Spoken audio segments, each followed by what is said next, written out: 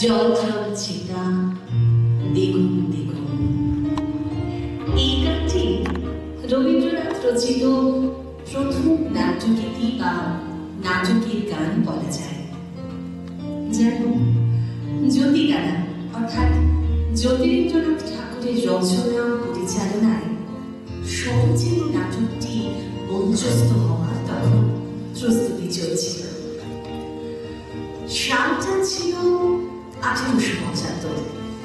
রবীন্দ্রনাথের বয়স তখন মাত্র 14 বছর। এই প্রসঙ্গে জ্যোতিরিন্দ্রনাথ লিখেছেন, সরোজিনী নাটকের রাজদূত মহিলাদের চিতায় প্রবেশের একটি দৃশ্য আছে। তাহাতে পূর্বে আমি গদ্যে একটি বক্তৃতা রচনা করিয়া দিয়াছিলাম। কিশোর রবি দৌড়ে পাশের ঘর হইতে আমাদের আলোচনার মাঝে আসিয়া হাজির হইয়া বলিল, এখানে গদ্য রচনা ছাড়াও কিছুতেই জোর বাঁধিতে পারে না। একার অতি অল্প সময়ের মধ্যে রবি এই গানটি রচনা করিয়া আমাদিগকে চমৎকৃত করিয়া দিল।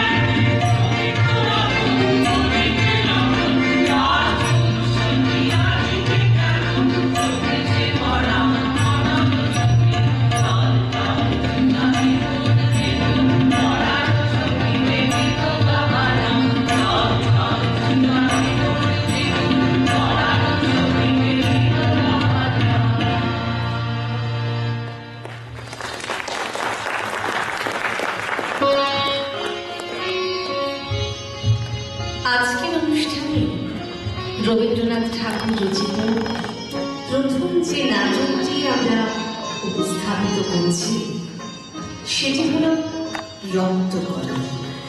রবীন্দ্রনাথের একটা কালজয়ী নাটক কিন্তু এটা। রক্তকরণী নাটকটি রবীন্দ্রনাথের সর্বশ্রেষ্ঠ সাংকেতিক বা প্রতীকী নাটক বলা যেতে পারে। একদম ঠিক। শ্রী সুকুমার সেনের কথায় এটি তার কঠিনতম একটি ভাবনার জন্য। রক্তকরণী নাটকের প্রেক্ষাপট একটি কাল্পনিক যজ্ঞপুরী। সেখানে মাটির নিচে যজ্ঞের ধন খোদা আছে। তার সন্ধান পেয়ে পাতালে সুড়ঙ্গ খোদাই চলেছে। যজ্ঞপুরী রাজা মঙ্গলরাজ প্রবল প্রতিপত্তি সম্পন্ন। রাজমহলের বাহির দেওয়ালে একটি চালের জানালা আছে, আর সেই চালের আড়াল থেকে মহারাজ তার ইচ্ছে মতো মানুষদের সাথে দেখাশোনা করে থাকেন। প্রাসাদের এই চালের আবরণের বহির্ভাগেই নাটকের সমস্ত ঘটনা হচ্ছে। আর রাজার অন্তরঙ্গ পার্শ্বজারা তারা কি নামে পরিচিত ছিল জানো?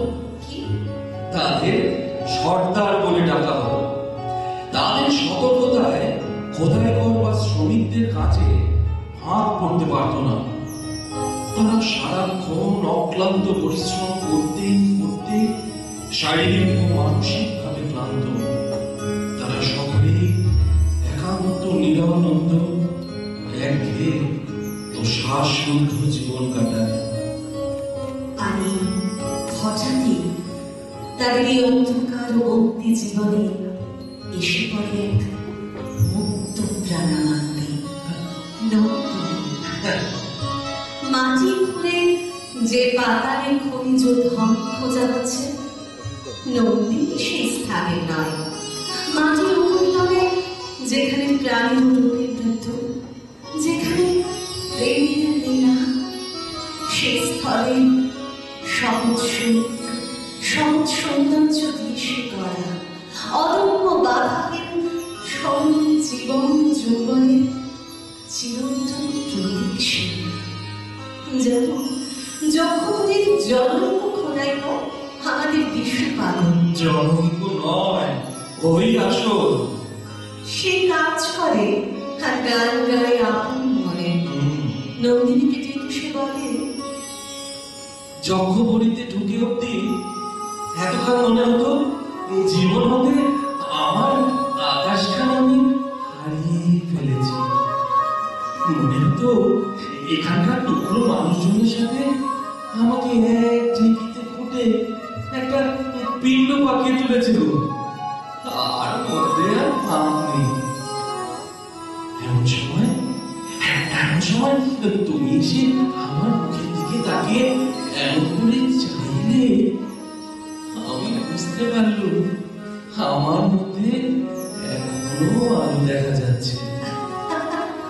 পাগল ভাই, এই বন্ধ গলের ভিতরে কেবল তোমার আমার মাঝখানটাতেই তো একখানা আকাশ হচ্ছে আছে। হ্যাঁ, আর সেই আকাশটা আছে বলেই তো আমি তোমাকে গান শোনাতে পারি গো।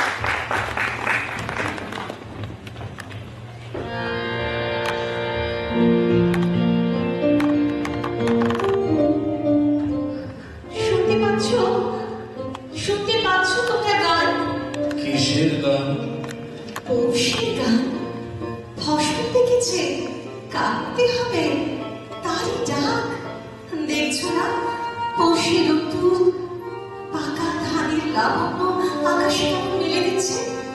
তুমিও বেরিয়ে এসো রাজা, তোমাকেও মাঝে নিয়ে যাই। আমি মাঠে যাব? কোন কাজে লাগবো? মাঠের কাজ তোমার এই যজ্ঞপুরীর কাজের চেয়ে অনেক সহজ। আচ্ছা, সোনার পিণ্ডটি তোমার এই হাতের আশ্চর্য ছন্দে সাড়া দেয়, যেমন সাড়া দিতে পারে ধানের ক্ষীর। তাই তো বলছি, আলোতে বেরিয়ে এসো, মাটির উপর পা দাও, পৃথিবী খুশি হয়ে উঠুক।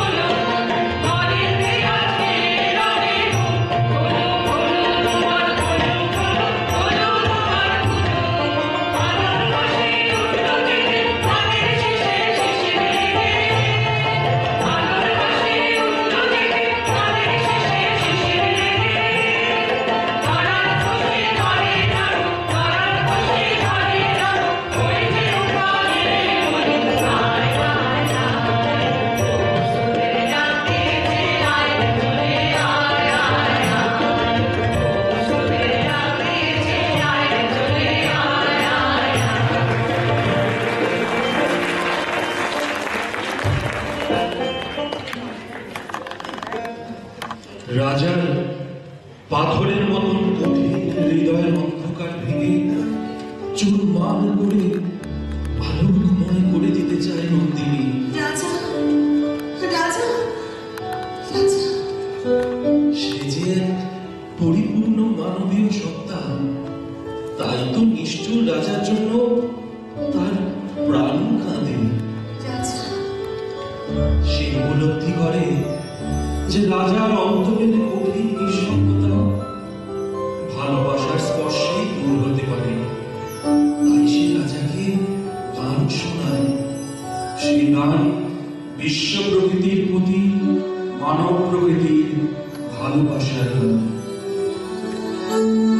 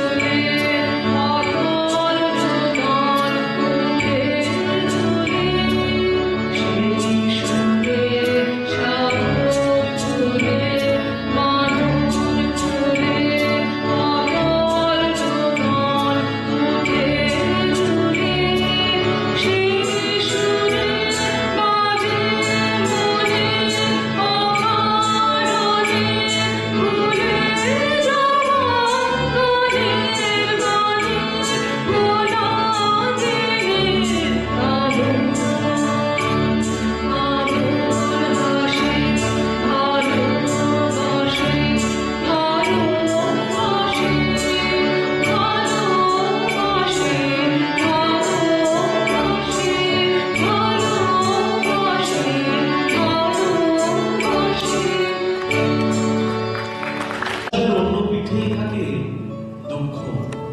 আর কবির জীবনেও আর অন্যথা হয়নি। প্রথম মহাযুদ্ধের শেষের দিকটা একাধারে দেশের পক্ষে এবং কবির ব্যক্তি জীবনের পক্ষেও অন্ধকার কাল ছিল। 1322 বঙ্গাব্দ, ইংরেজি 1916 সালে রচিত হয় ফাল্গুনী নাটকটি। সেই সময় রবীন্দ্রনাথ একটা নিদারুণ অবসাদে অবসন্ন ভাবছেন তার সব চেষ্টা ব্যর্থ। জরা ও মৃত্যুই বোধহয় তার জীবনে অনিবার্য হয়ে পড়েছে। এই মানসিক অবস্থাকে অতিক্রম করার প্রচেষ্টার মধ্যে দিয়ে বলা যায় ফাল্গুনী নাটকের সৃষ্টি। কবি মানুষের মৃত্যুঞ্জয় জীবন বিশ্বাস ভাবনাটি প্রতিফলিত হয়েছে এই নাটকে। নাটকের উৎসর্গে কবি লিখেছেন, যাহারা ফাল্গুনী ফল্গু নদীটিকে বৃদ্ধ কবির চিত্তমরুণ তলদেশ হইতে উপরে টানিয়া আনিয়াছে, তাহাদের এবং সেই সঙ্গে সেই বালক দলের সকল নাটের কাণ্ডারি, আমার সকল গানের ভাণ্ডারী শ্রীমান দীনেন্দ্রনাথের হস্তে এই নাট্যকাব্যটিকে কবি বাউলের একতারার মতন সমর্পণ করিলাম। সেই একতারাতে বাজল নবীনের আবির্ভাব শক্তি।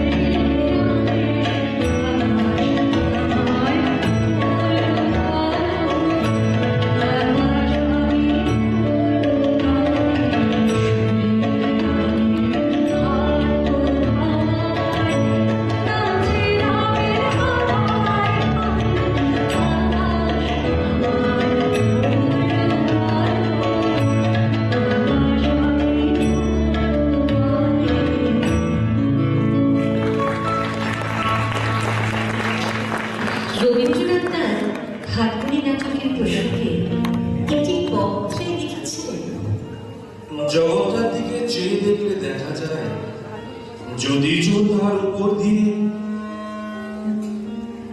একই নিয়ম যুগ যুগ ধরে চলে যাচ্ছে, তবু সে জীর্ণ নয়।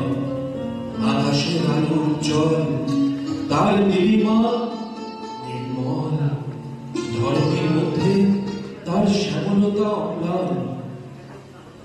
বিশ্ব প্রকৃতির চির নবীনতা কখনো নিঃশেষ হয় না। ঋতুর নাটে বৎসরে বৎসরে শীত পুরোটার ছদ্মবেশ বসিয়ে তার বসন্ত রূপ প্রকাশ করা হয়। দেখি পুরাতনটাই নতুন।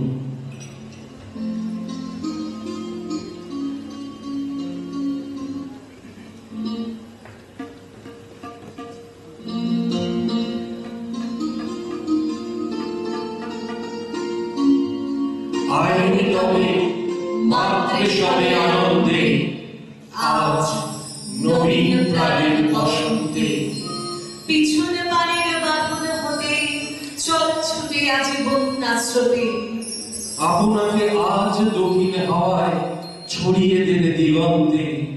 আজ নবীন প্রাণের বসন্তে, বাঁধনে যত ছিন্ন বড় আনন্দে। আজ নবীন প্রাণের বসন্তে। অকুল প্রাণীর সাগর তীরে ভয় কিরে তোর ক্ষয়ক্ষতি রে। যা ছেড়ে সব নিয়ে তোর ছাপ দিয়ে বড় অনন্তে। আয়রে তবে মাত্রে সবে আনন্দে, আজ নবীন প্রাণের বসন্তে। আজ নবীন প্রাণের বসন্তে। এবার আসি আরেক নাটকে, অচলায়তন। এই নাটকটি প্রকাশিত হওয়ার পরে কবি তৎকালীন প্রবাসী পত্রিকায় নাটকটির সমালোচনার উত্তরে একটি পত্র লিখেছিলেন। সেখানে তিনি বলেন, এটা একটা বিশ্বজনীন সত্য। জগতে যেখানে ধর্মকে অভিভূত করিয়া আচার আপনি বড় হইয়া ওঠে, সেখানে মানুষের চিত্তকে সে রুদ্ধ করিয়া দেয়। সেই রুদ্ধ চিত্তের বেদনায় অচলায়তন কাব্যের বিষয়। প্রকৃতপক্ষে অচলায়তন একটি প্রতিবাদের নাটক। অর্থহীন সংস্কারের দাসত্বের বিরুদ্ধে, সংকীর্ণতার বিরুদ্ধে প্রতিবাদ। প্রতিবাদ আচার মূল সমাজের বিরুদ্ধে। মানুষের সৃষ্ট বহুদিনের অর্জিত অর্থ বিকৃত সংস্কার এবং অনুশাসন সমাজকে কিভাবে বেঁধে রেখেছে তার স্বরূপ রবীন্দ্রনাথ এই নাটকে প্রকাশ করেছেন এবং তার থেকে মুক্তির কথাও বলেছেন। নাটকে অচলায়তন নামক প্রতিষ্ঠানটি পাথরের প্রাচীর দিয়ে ঘেরা। বাইরের জগতের সঙ্গে কোনো যোগ নেই তার।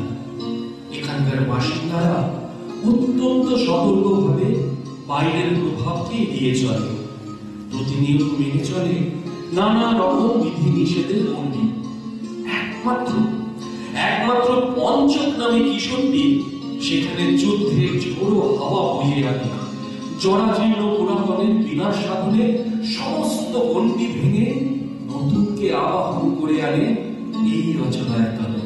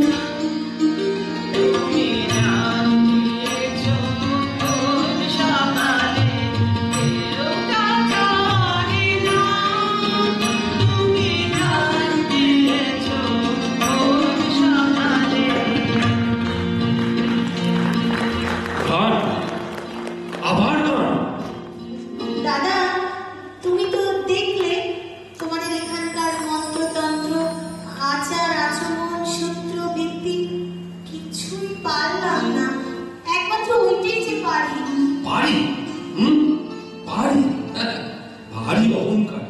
আরে গান তো পাখিও গাইতে পারে। আরে সেই যে বজ্র বিদারণ মন্ত্রটা আজ 7 দিন ধরে তোমার মুখস্থ হলো না, আজ তার কি করলে? 7 দিন যেমনটা হয়েছে, 8ম দিনেও অনেকটা সেই রকম। কি? ওই বরঞ্চ একটু খারাপ। খারাপ? বেশ, তুমি আমার সাথে আবৃত্তি করে যাও। ওম তড় তড় তোদায় তোদায় স্ফট স্ফট স্ফোটায় স্ফোটায় গৌণ গুণ গুণাভয় গুণাভয় সর বসন্তামি। সেটা কি? একটা কথা জিজ্ঞেস করি দাদা, এই মন্ত্রটার ফল কি? এই মন্ত্র প্রত্যহ সূর্যোদয় সূর্যাস্তে 69 বার করে জপ করলে 90 বৎসর পরমায়ু হয়। হ্যাঁ, রক্ষে করো দাদা, এটা জপ করতে গিয়ে তো আমার একবেলাতে 90 বছর মনে হয়, দ্বিতীয় বেলায় মনে হয় মরেই গেছি।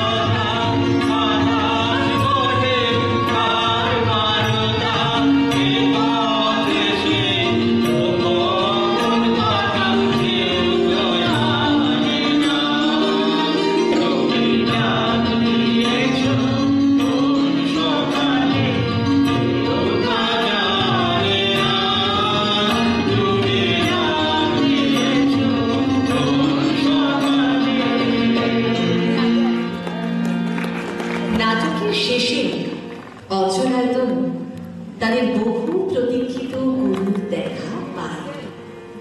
তিনি আর কেউ নন, স্বয়ং দাদা ঠাকুর, যিনি একদা বিদ্যাচর্চারী প্রতিষ্ঠানটি গড়ে তুলেছিলেন।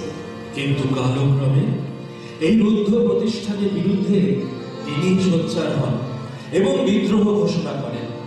অন্ধপ্রথার কঠিন প্রাচীর যা লক্ষ যুগের অন্ধকারে মৌন ছিল, তা ভেঙে মুক্তির আস্বাদের জন্য তিনি আহ্বান জানান।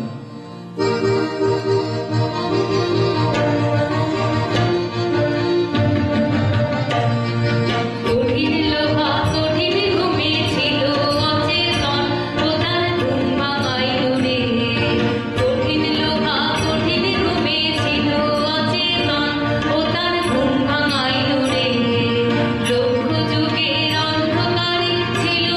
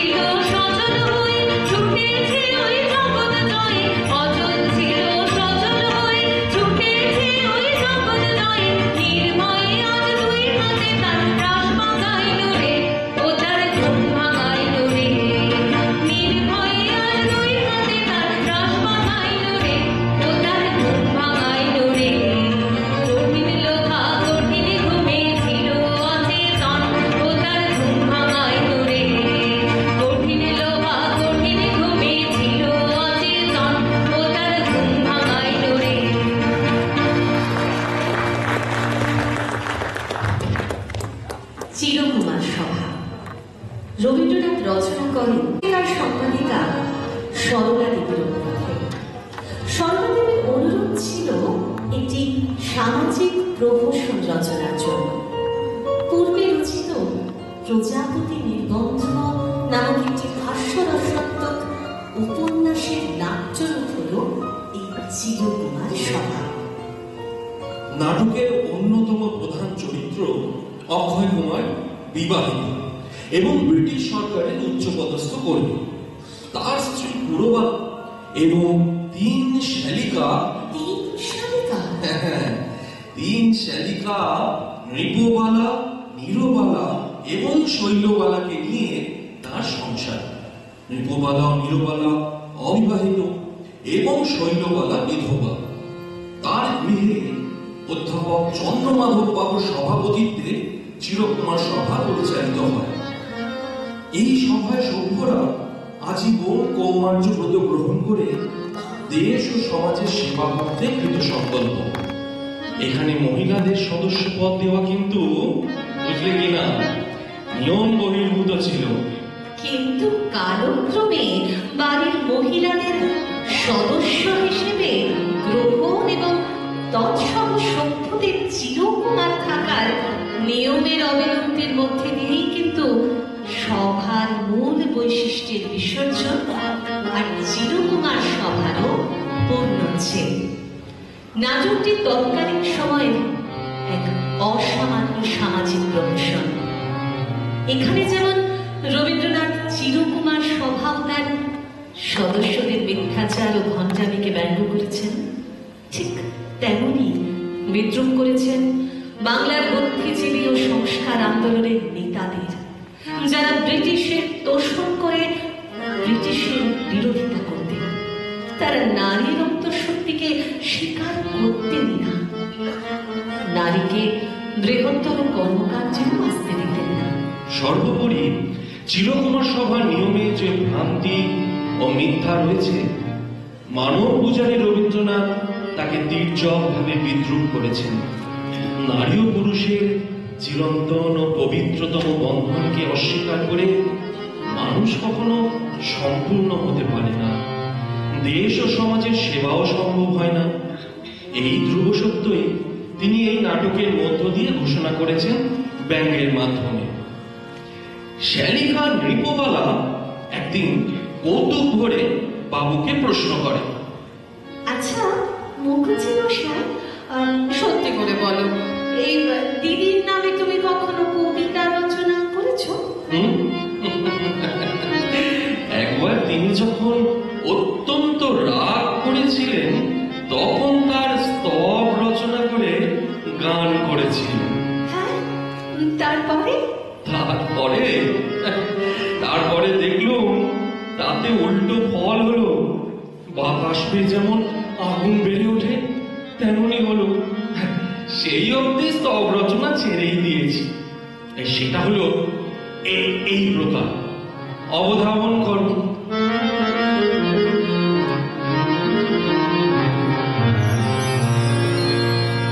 মনোমন্দির সুন্দরী মণিমন্দির কুঞ্জরী, মনোমন্দির সুন্দরী মণিমন্দির কুঞ্জরী, চলতন চলা চলতন চলা ওই মঞ্জুলা মঞ্জরী, মনোমন্দির সুন্দরী মণিমন্দির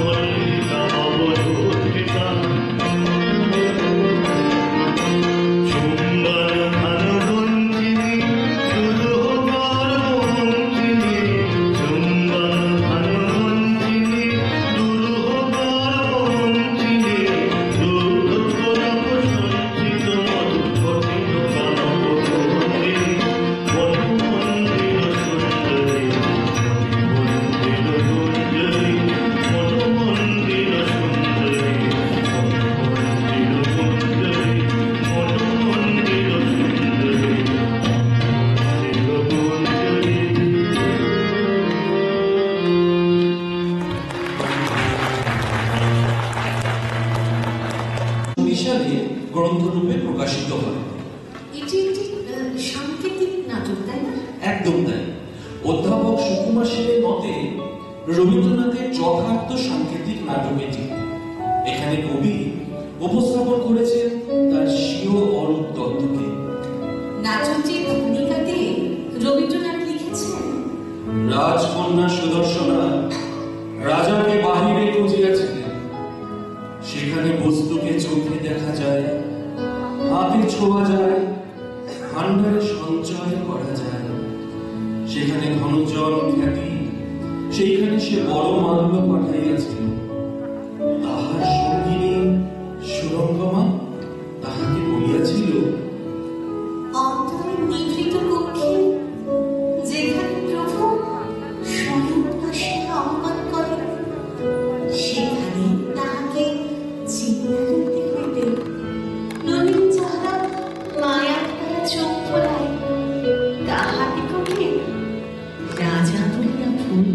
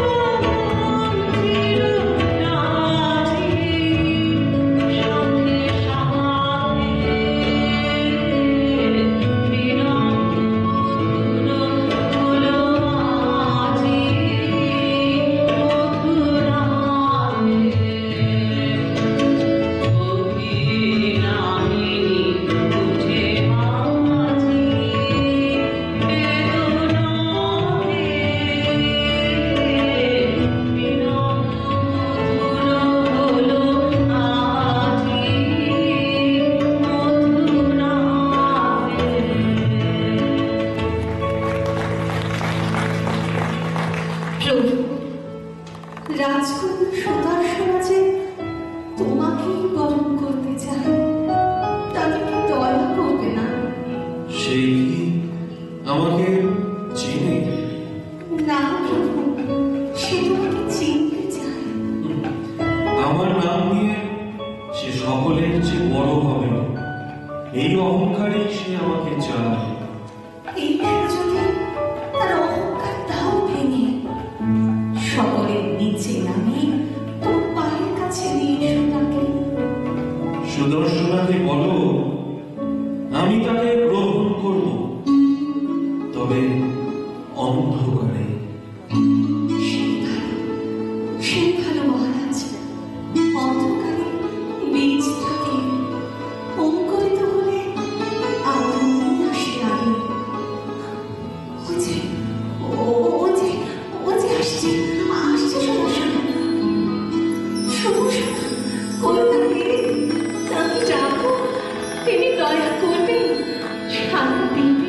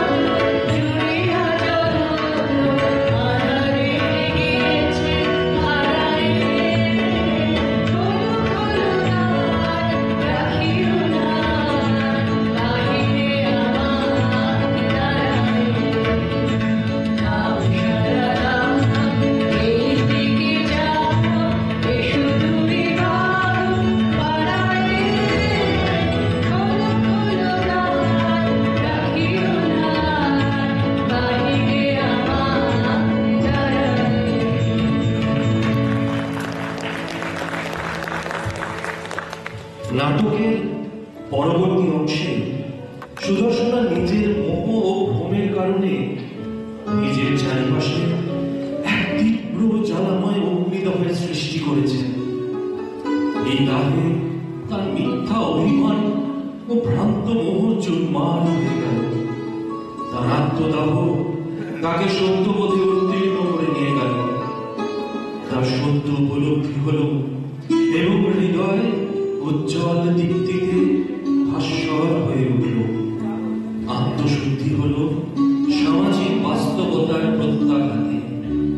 অবশেষে সুদর্শন তার প্রভুর সঙ্গ লাভ করল, যাকে সকল দেশে সকল কালে সকল রূপে আপন অন্তরের আনন্দ রসে উপলব্ধি করা যায়।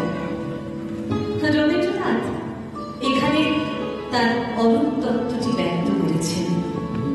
রূপাতীত সৌন্দর্যকে কেবল উপলব্ধি করা যায় দুঃখ তাকে পরিশুদ্ধ করার পর। অরূপরতন নাটকটি আমাদেরকে রবীন্দ্র ভাবনার দুই তত্ত্ব নির্দেশ করে।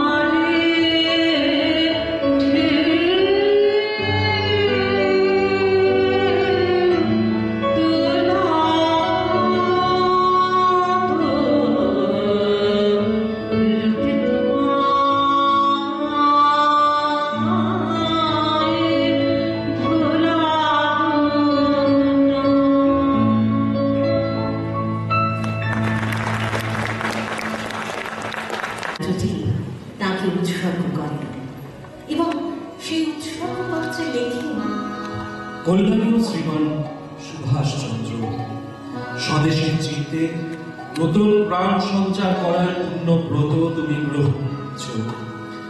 সেই কথা স্মরণ করে তোমার নামে দাসের দেশ নাটকটি উৎসর্গ করল।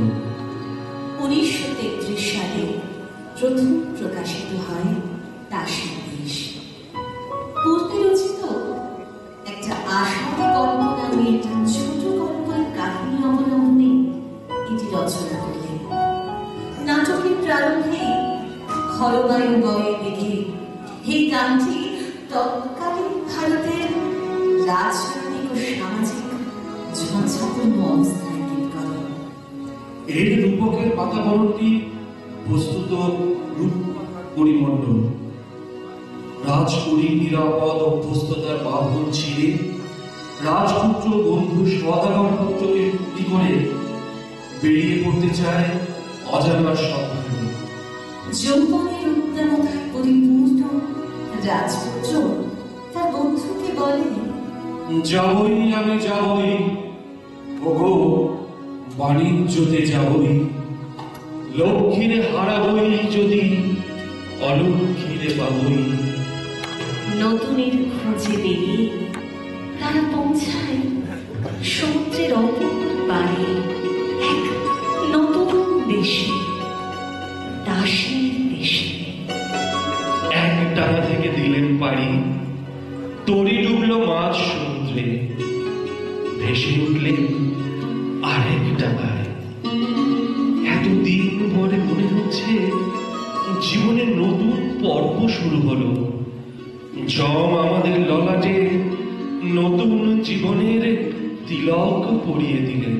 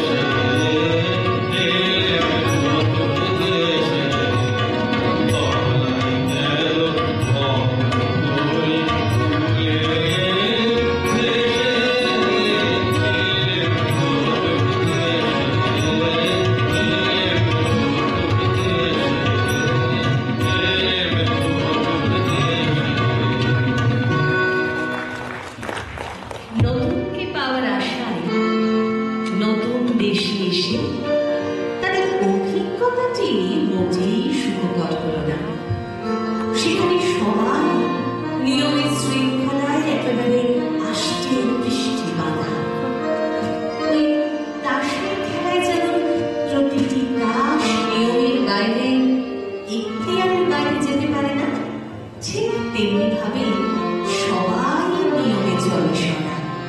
সবাই নিয়মের দুর্গে আটকা পড়েছে, মুক্তি কি তাহা থাকে না। অনিয়মের কথা শুনলেই তারা দিশাহারা হয়ে পড়ে।